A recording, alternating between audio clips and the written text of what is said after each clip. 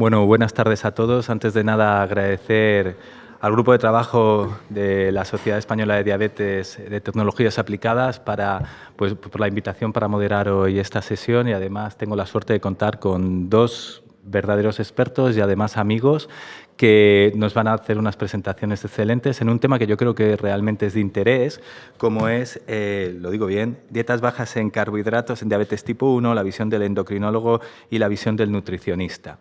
Lo que vamos a hacer es organizar estos 45 minutos en 15-20 minutos de exposición por parte de Diego y por parte de Serafín, que ahora les presentaré, y luego haremos todas las preguntas seguidas. En primer lugar, contamos con el doctor Murillo. El doctor Serafín Murillo es diplomado en nutrición y dietética, además doctor por la Universidad Autónoma de Barcelona, y trabaja actualmente en el Hospital Sant Joan de Déu de Barcelona, de hecho en el servicio de endocrinología pediátrica. Le conocéis todos perfectamente, igual que conocéis perfectamente a Diego Fernández. Diego es especialista en endocrinología y nutrición y trabaja en el Hospital Virgen de la Victoria de Málaga, y también es por todos conocidos y un miembro muy activo del grupo de trabajo. Sin más dilación, empieza Diego, ¿verdad?, con su parte. Muchas gracias. Aprovecho para darle las gracias al equipo de coordinación científica que nos propuso para dar esta charla, al grupo de trabajo por su magnífico trabajo en la sociedad que tenemos, y a la SED por contar conmigo una vez más. Y además pues tengo la suerte de que ya hemos hecho algún embolado con Serafín y siempre hemos trabajado bien. La verdad es que me gusta. Aquí tenemos mi conflicto de intereses y lo primero que voy a hablar es de sensaciones. Y esa es la sensación que tengo yo ahora aquí subido, hablando de un tema y mirando a Jesús, digo, ¿por qué coño tuve que aceptar la charla? ¿No? Cuando un amigo te llama y te propone una cosa, primero dices que sí, después las fechas son como son, el tema es como es. Estamos aquí con el maestro Yoda de la nutrición y digo, ¿quién soy yo para opinar? Cuando la perspectiva del endocrino sobre las dietas de bajo contenido calórico es algo parecido a la presbicia, pero desde la perspectiva del endocrino, ¿no? Y es que en el mundo en el que vivimos y en el que llevamos ya unos años, que no son pocos, pues este cambio de paradigma, os recuerdo que la insulina salió hace un poquito más de 100 años y con el estudio del DCCT, el tratamiento intensivo de la diabetes, pues ha mejorado mucho las complicaciones fundamentalmente microvasculares, y las nuevas tecnologías y la generalización de estas nuevas tecnologías nos ha permitido pues trabajar con la hemoglobina y el tiempo de rango para el control de nuestros pacientes. Pero la realidad de nuestro día a día, y esto es extrapolable a nuestras consultas, es que en criterio de buen control, con lo cual, hablando con la compañera que estaba hablando del TIG y el tiempo, si es que no tenemos controlado al 70% de la población, si conseguimos controlar al resto, ya llegaremos al TIC y a la normoglucemia, que es muy difícil. Y otra realidad de nuestras consultas es que probablemente con el tratamiento intensivo, con la terapia insulínica como la tenemos, pues más de un 36% de las personas que atendemos tienen sobrepeso u obesidad. Y bueno, pues aquí en el 1918, en el New York Times, salió publicado un método infalible y espectacular para el control de la diabetes.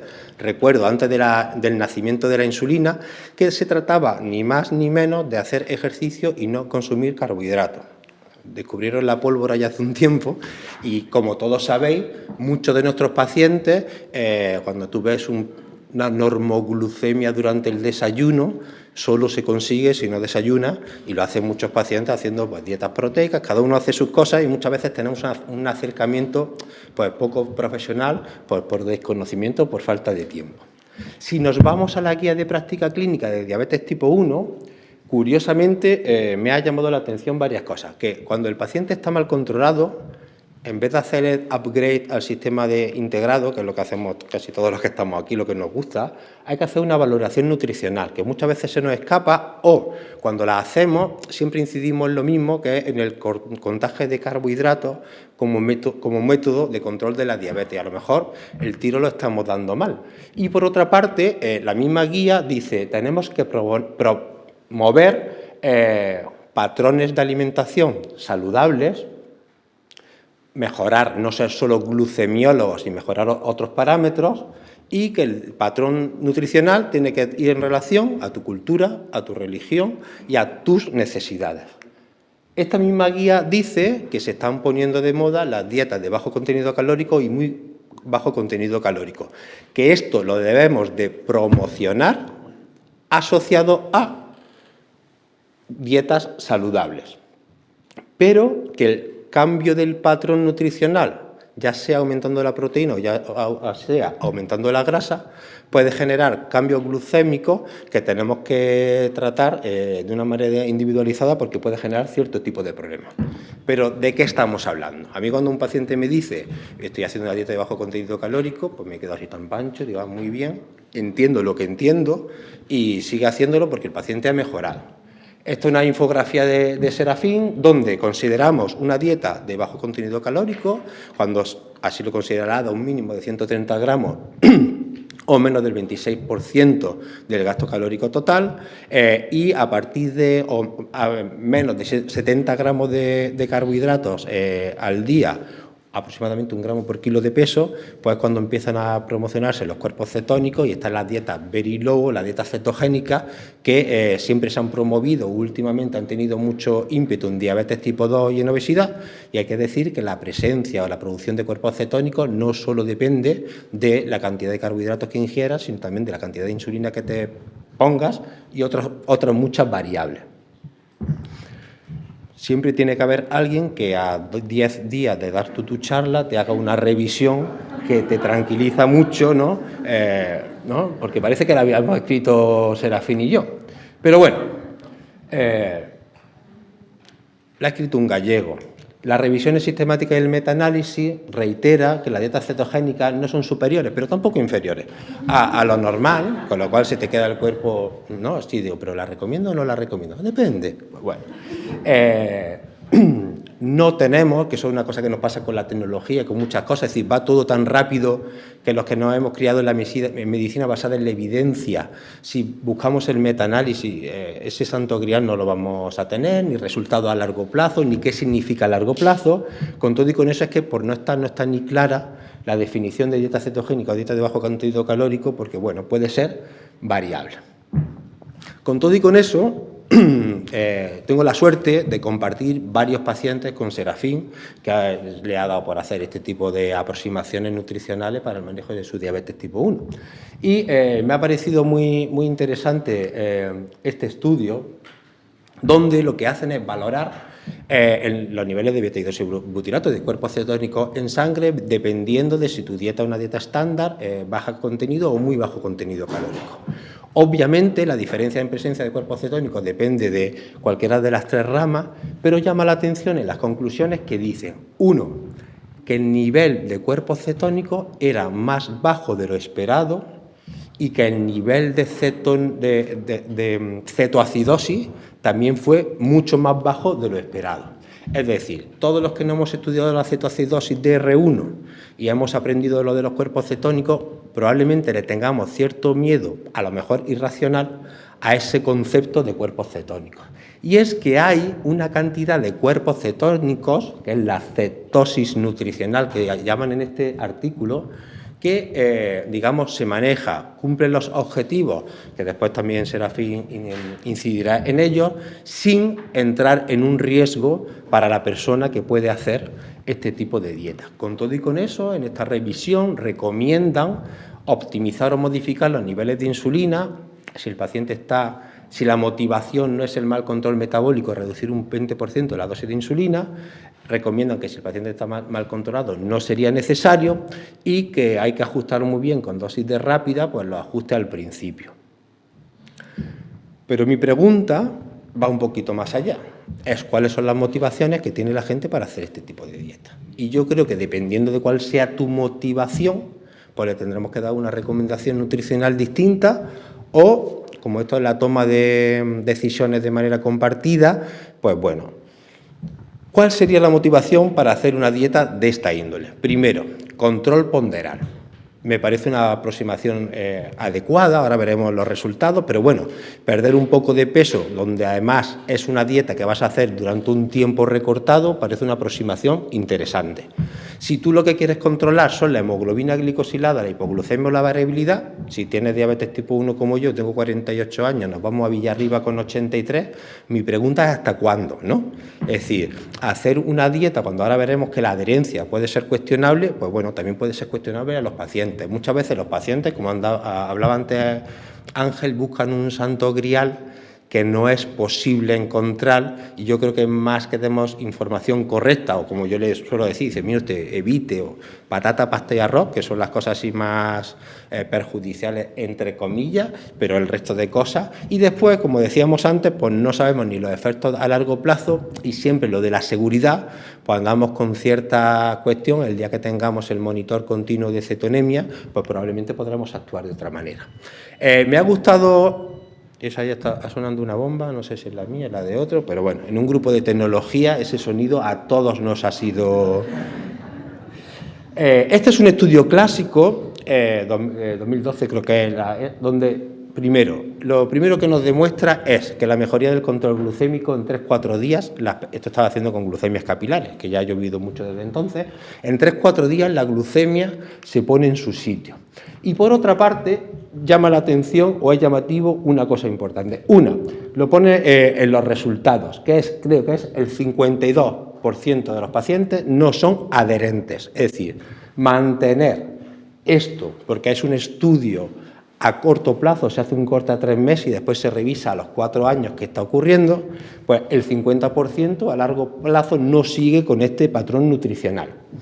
¿Qué vemos a los 3 meses? Si lo que queremos ver son variables cardiovasculares, es que por el hecho de implementación de una dieta pierdes un poquito de peso de manera significativa, que a los 4 años, como suele ser cualquier estrategia para perder peso, se ha perdido y se ha reganado ese peso, y que se mejora un poquito el colesterol bueno, tanto a corto como a largo plazo, teniendo en cuenta que la mayoría de la gente no llega.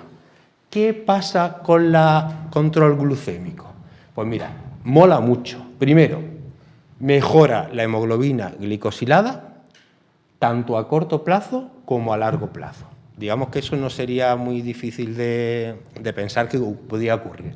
Pero están todos en el grupo B, son los no adherentes. Obviamente, si no eres adherente y no has hecho lo que tienes que hacer, no vas a encontrar ningún tipo de beneficio, tampoco ningún perjuicio. Pero el grupo C son los que son parcialmente adherentes, y ese concepto me ha molado.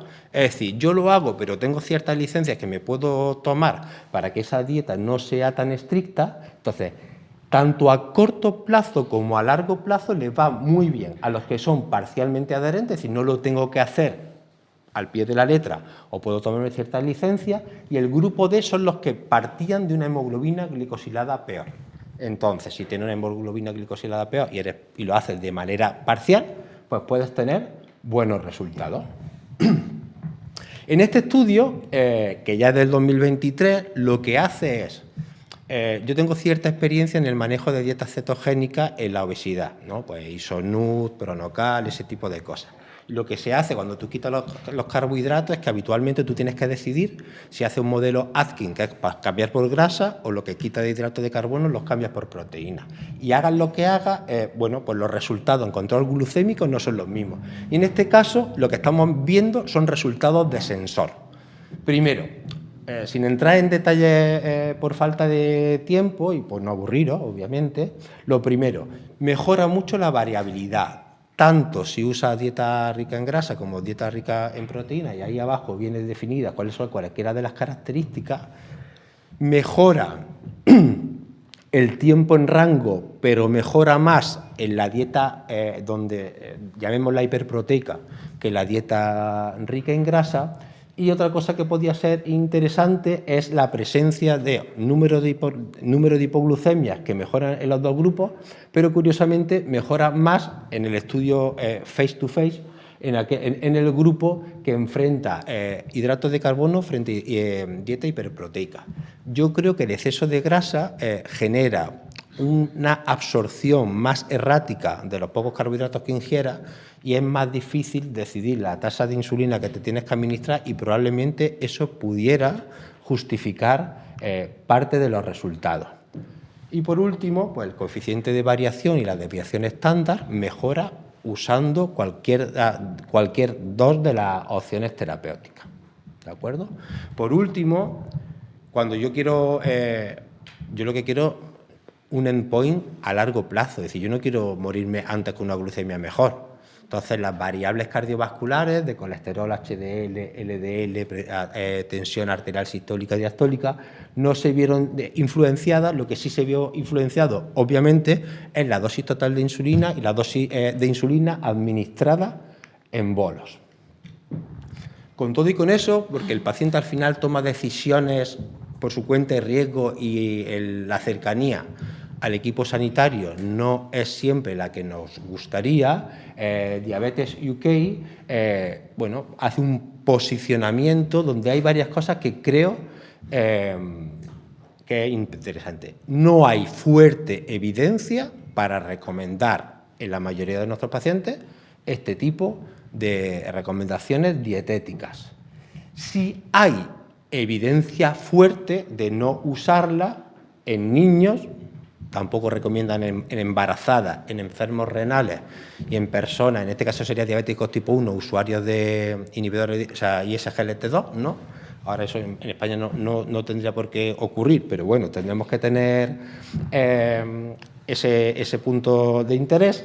Y después que ese tipo de dieta lo tenemos que contraprestar con recomendaciones de dieta que ha demostrado tener beneficios a largo plazo, como puede ser la fruta, la verdura, los alimentos integrales y las nueces. Y ya por último, pues eso de apto para diabéticos, sin azúcar, etcétera, etcétera, pues también tenemos que darle unas recomendaciones claras para que nuestros pacientes tengan las cosas bastante claras. Y ya acabo. Estos son mis principios y si no os gustan, pues ahora os los cambio, que no pasa nada. Yo creo que este tipo de dieta puede ser útil. Creo que es muy importante definir en la primera visita los objetivos a corto plazo y los objetivos a largo plazo. Definirle al paciente el porqué y qué le va a suponer eso. Después tenemos que tener un seguimiento estrecho, al menos en la comunidad autónoma donde yo me manejo, el concepto de estrecho también es muy relativo. Lo del tiempo en rango estrecho y las revisiones estrechas también son muy relativas.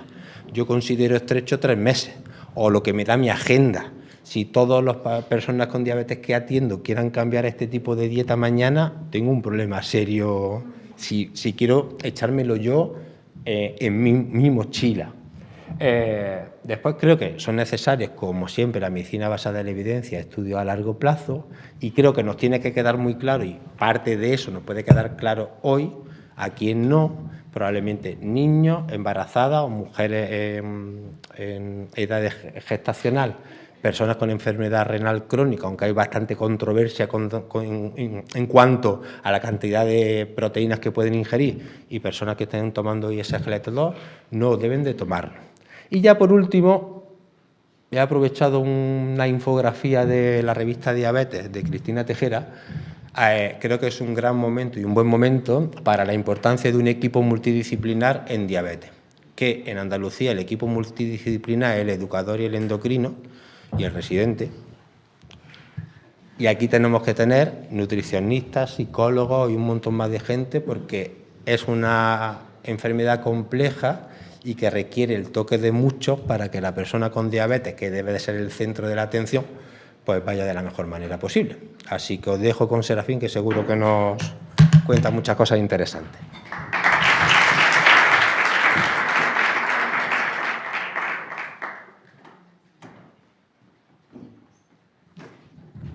Bueno, pues buenas tardes. Igual que todos, agradecer que poder estar aquí esta tarde con un tema así complejillo.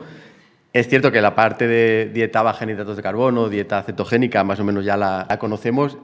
Para mí lo difícil ha sido poder, a ver qué explico sobre hasta cerrada, cómo lo linkamos con todo esto y a ver cuáles son los conflictos de interés. Claro, la vivencia, ¿no? Como decía antes, a veces no sale tiempo en hipoglucemia, pero hay muchas alarmas de hipoglucemia, hay mucha corrección. Imaginamos lo que supone para una persona con diabetes cualquier comida del día, ¿no? Que sería igual todos estos pasos, ¿no? Identificar alimentos que tienen hidratos, decidir si se cuenta o no se cuenta el pan, el arroz, pero el tomate o la ensalada, pues nos debatimos si se hace o no se hace, conocer el contenido, contarlos en vida real, fuera de casa, en otras situaciones. Y aquí ya viene lo fuerte, ¿no? Aplicar ratios, si se conoce, si se hace. No, ya vamos quitando seguidores de todo esto y luego ya, para complicarlo un poco más, hacer tiempo de espera, ¿no? Con todo eso, este es nuestro gold standard de ese 30% más o menos, ¿no?, que hemos quedado esta tarde, que eran aquellas personas con diabetes que tienen buen control, ¿no? Esta es la referencia, ¿no? Y ante eso, pues sí que aparecen esta dificultad de definición también, ¿no?, de dieta baja en hidrato de carbono. Sabemos lo que es el estándar y todo lo que no sea el estándar pues va a ser bajo, ¿no? Pero ahí hay un abanico bastante grande y se han llegado para quedarse, ¿no? Si es una moda más, que en cierto modo puede ser que también algunos estudios de hace años no nos sirvan demasiado, porque la sociedad también ha ido cambiando el patrón de alimentación. Si ahora vamos aquí a la estación de Atocha, los que estamos aquí, encontraremos alimentos bajos en hidratos en la cafetería, ¿no? Y menús incluso low carb en aeropuertos, ¿no? Por lo tanto, esto facilita un poco la progresión, ¿no? Dedicado a Patricia, ¿no?, del tiempo en rango estrecho, pues en low carb o en very low carb, en dieta muy baja en hidrato de carbono, le sobra una parte del rango, porque en 70-140 hay quien lo ve amplio incluso, ¿no? Se consiguen cosas un poco con lo que explicaba Diego, ¿no? Seguramente a base de no siempre un patrón muy controlador o con una pauta muy estricta, que no tiene que ser un reflejo de la generalidad, de que todo el mundo que haga una pauta baja en hidrato de carbono va a encontrar esos beneficios, ¿no? Vuelvo a poner la infografía para insistir en esa parte en que a veces bajar hidratos de carbono tiene que llegar a ser dieta cetogénica, que es lo que va a dar una mayor dificultad del control y como decía Diego antes, igual tampoco hay el equipo para hacer el soporte que necesita ese patrón. También ese cambio de cuerpos cetónicos que ya se veía en ese estudio como alguien que empieza, que cambia, que hace ese shift de tomar hidratos a tomar muy pocos hidratos, entra en cetosis con valores muy elevados, pero que luego se tiende a normalizar. Luego el cuerpo aprende a utilizar esos cuerpos cetónicos y esa cetosis tan elevada y luego casi llega a valores normales o valores que no entren en un rango de cetosis directamente, con lo cual hay mucho abanico para poder jugar con todo ello. Y luego también el patrón, que a veces lo confundimos, ¿no?, del patrón de dieta cetogénica, que son estos patrones 4:1, 3:1, que es la cantidad de calorías entre hidratos de carbono y grasa y proteína, que se utilizan, los más estrictos se utilizan para epilepsia refractaria, por ejemplo, pero que hay otros como el modificado de Atkins, que es dieta más rica en grasa. Normalmente debería ser normoproteica, no debería ser hiperproteica, porque si no también luego veremos el impacto que puede tener sobre la glucemia, ¿no? El razonamiento, pues se le llama esto de la ley de los números pequeños, ¿no? Si hay mucho hidrato entre que pues se cuentan un poco mal, no se pueden contar todos, el tiempo de espera, la variabilidad de la insulina hace que cuando se toman menos hidratos pues haya menos capacidad de error. Es algo como muy sencillo que maravillosamente muchas personas con diabetes han llegado ya a ese razonamiento sin que les digamos nada, ¿no? Que cuando revisamos sobre todo descargas ya vemos que hay 60, 70, 80 gramos de hidrato de carbono y nadie les ha influenciado en nada, por lo menos que lo sepamos, ¿no?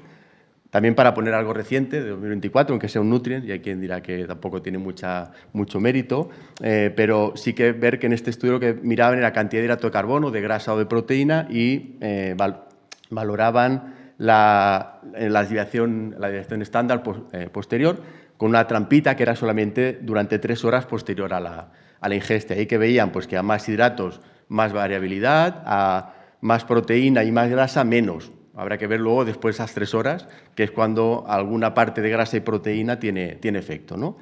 Claro, yo he hecho un esquema como muy sencillo, y perdonadlo por la simpleza, ¿no? Pero el efecto de los hidratos de carbono lo encontramos habitualmente muy reciente después de la ingesta, a la hora y pico. El de la proteína puede dar la cara, según estudios, a la hora y media, 2 horas, y sobre todo el exceso de grasa, pues empezaría a las 2 horas, pero puede durar en 6-8 horas perfectamente, con una hiperglucemia mantenida, ¿no? Y esto, en este caso, también tenía esa parte de cómo lo modulamos con un sistema de asa cerrada o con cualquier sistema, ¿no?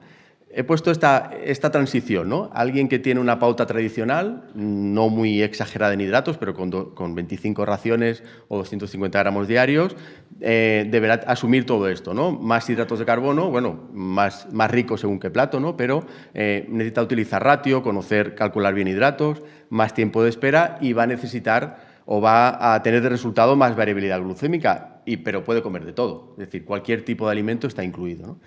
A medida que se baja y se llega a una low carb, 130, 100, 120 gramos diarios, la cantidad por ingesta es más pequeña, tiene alimentos más reducidos, frutas, cereales sobre todo, no eliminados, pero ahí ya sigue habiendo ratio, sigue habiendo tiempo de espera, no tanto efecto de grasa y proteína y reduce variabilidad glucémica. Y seguramente en algunos casos ya nos puede ir bien quedarnos aquí, ya no hace falta ir hacia mucho más, ¿no? En el caso de una dieta cetogénica, eliminamos una cosa, ¿hay que contar hidratos de muy pocos hidratos? Pues seguramente no, porque esas comidas diarias van a tener los mismos pocos hidratos cada día, 10, 15. Y ese poco hidrato tampoco va a tener mucha diferencia. Ya no utilizamos tanto una ratio de insulina por hidrato, sino utilizamos un patrón más de observación, ¿no? ¿Qué cantidad de insulina toca para cada comida del día dependiendo de las postprandiales? Como no hay o hay muy poquitos hidratos y encima mezclado con grasa y proteína y con vegetales sobre todo, pues tampoco hace falta mucho tiempo de espera, porque ese alimento no va a pasar muy rápidamente a la sangre y esperamos una variabilidad baja por lo menos la hora o 2 horas después. Más adelante ya veríamos. Eso sí, las crucecitas abajo de los alimentos o grupos de alimentos que no entran en ese patrón, pues es casi todo, ¿no? Que dan una alimentación muy rica en grasa intentando que sea saludable, con la proteína correcta, vegetales y poquita cosa más. También depende de la fase. Para entenderlo un poco por dónde iba en cuanto a qué hay que modificar en la práctica, en el día a día, ¿no? La parte esta educativa que decíamos antes, he traído este estudio que es del 22 y lo que hacían era recogen casos de éxito, ¿no? Es decir, un retrospectivo de un año de dieta cetogénica en diabetes tipo 1. ¿Y qué ha pasado? Pues de hemoglobina de 8,3 a 6,8, de hipoglucemia de nivel 2, pues una reducción importante, y de hipoglucemia severa las han limpiado todas, han dejado prácticamente a cero. Pero estos eran los que acabaron el año, los que no acabaron, los que se quedaron a los 3 meses, a los que no les fue bien, a los que hacían hiperglucemia por grasa o por proteína, no los teníamos. ¿Qué es lo que vieron también en la dosis de insulina? Es decir, que había una reducción de la insulina rápida, pero mantenían la lenta. Esto era con múltiples dosis. Esa reducción de rápida, para el cambio de hidratos de carbono, que de 250 de promedio más o menos, pasar a 30, 40 diarios como mucho, no era proporcional. Es decir, habían bajado 6, 7 veces los hidratos de carbono y la dosis de insulina no había bajado ni a la mitad. Había bajado en un porcentaje mucho más pequeño. Y esto pues, ¿antes salió otra vez? Vale.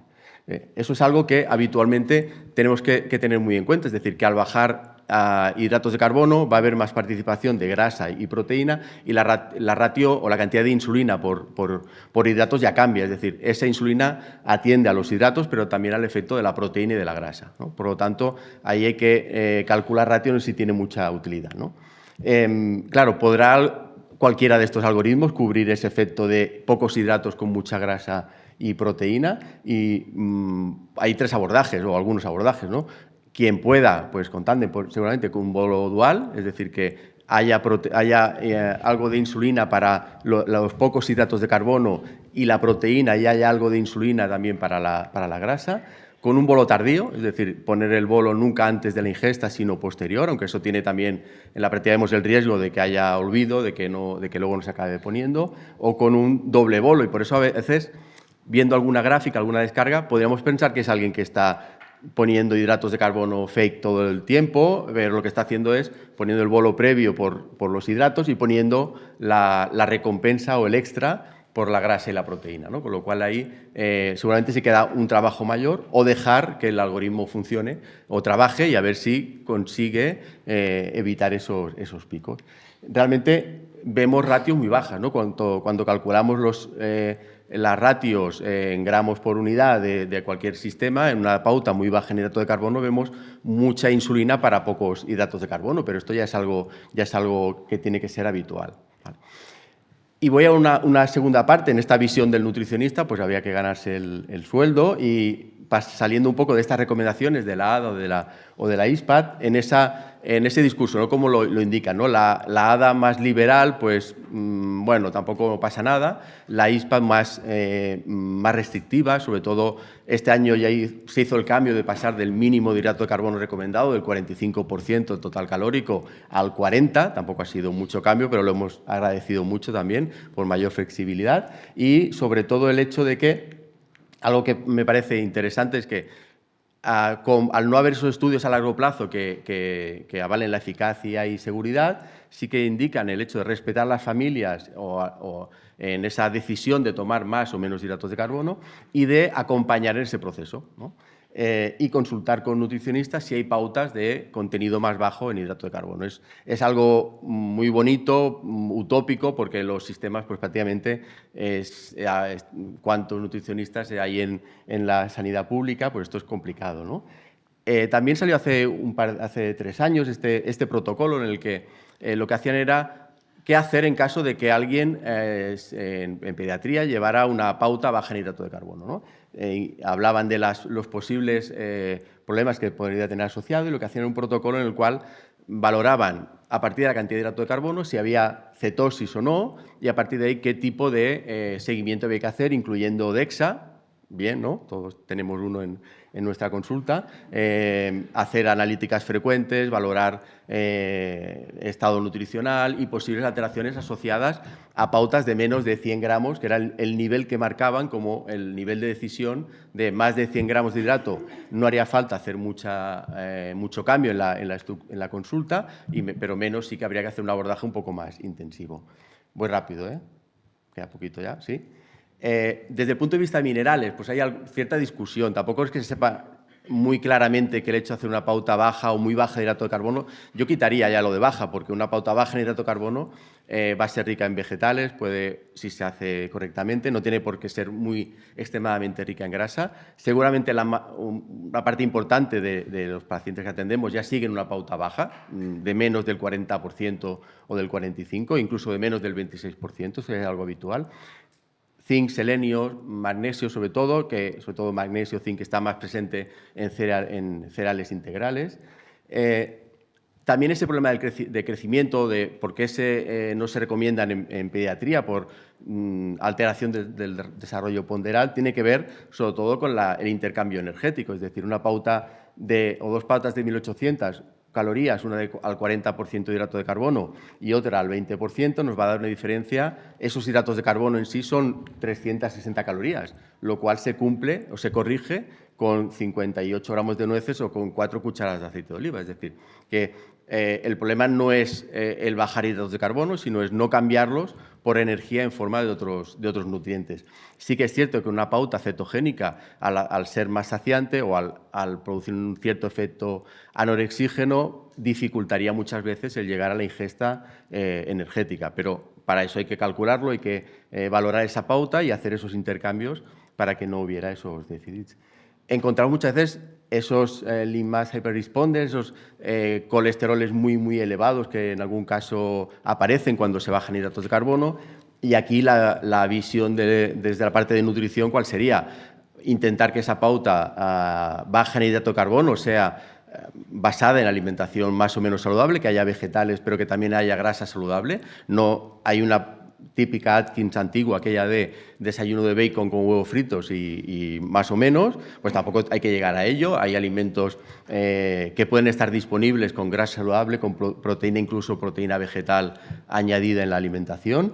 Y en algún caso, cuando pasa esto, otra opción sería aumentar un poquito la cantidad de hidrato de carbono, porque también se ha visto que podría reducir otra vez esos niveles de colesterol, que tiene un patrón muy específico, pero también con mucha alteración.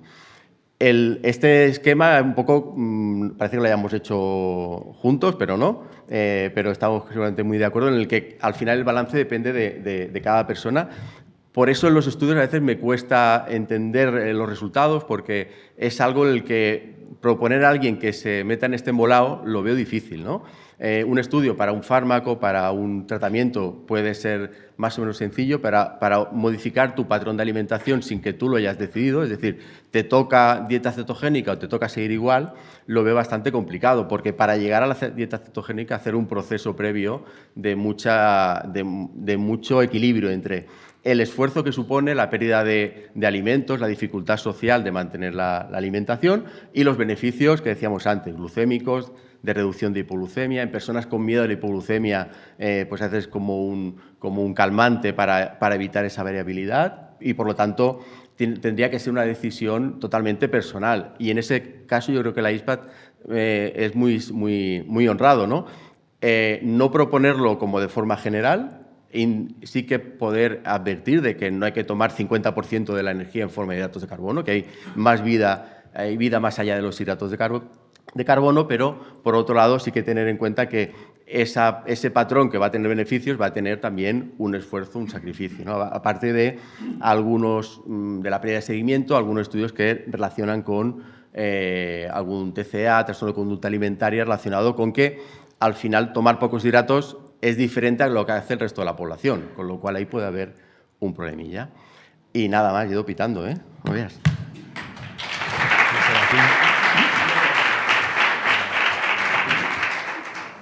Bueno, muchas gracias, Serafín. Muchas gracias, Diego, por dos exposiciones perfectas, en tiempo, en forma. Animo a la audiencia, tanto en casa como aquí presentes, a preguntar. Como veo que ya hay muchas manos levantadas, por favor, Jesús, empiezas tú. En primer lugar, quería felicitar por esta nutritiva charla a los dos. Y quería plantearos mi temor a la hora de prescribir este tipo de dietas entre personas con diabetes insulinopénica, no solamente diabetes tipo 1, sino diabetes tipo 3C y otras, porque no tengo muy claro el tipo de relación que hay entre el consumo de carbohidratos y la producción de cuerpos cetónicos por debajo de 70 o de 50. ¿Esa relación es lineal o es logarítmica? A partir de 70 podemos hacerlo, porque estos datos que nos habéis mostrado la mayoría son en personas sanas, no en personas con diabetes. Y ya aprovecho que tengo el micro en la mano también para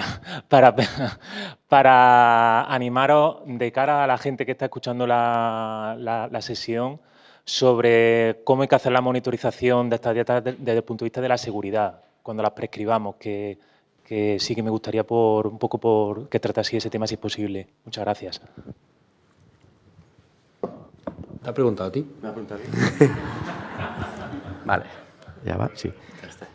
Claro, sí, el hecho de que de esa producción de cuerpos cetónicos, claro, hay, en principio, a partir de 70 en una persona, como la insulina es un factor que la falta de insulina activaría la mayor producción de cuerpos cetónicos, o el exceso lo frenaría.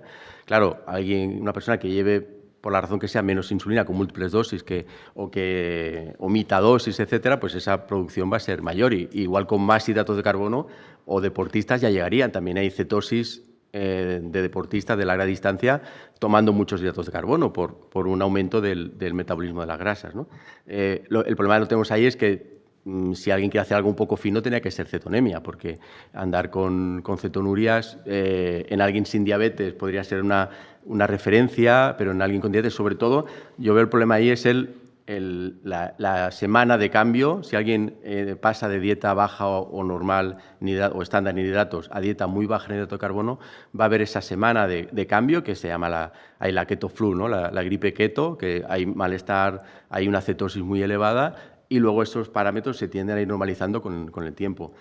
Y esto hay que dar una atención muy, muy importante. Por eso, cuando se habla de si se puede ofrecer o no, sí, pero imaginar que se ofrece en el año 2000, lo que hacía con Ana Chico, ¿no? Que se ponían bombas, y cómo se ponían. Había un teléfono de urgencias, todo el mundo allí por una bomba.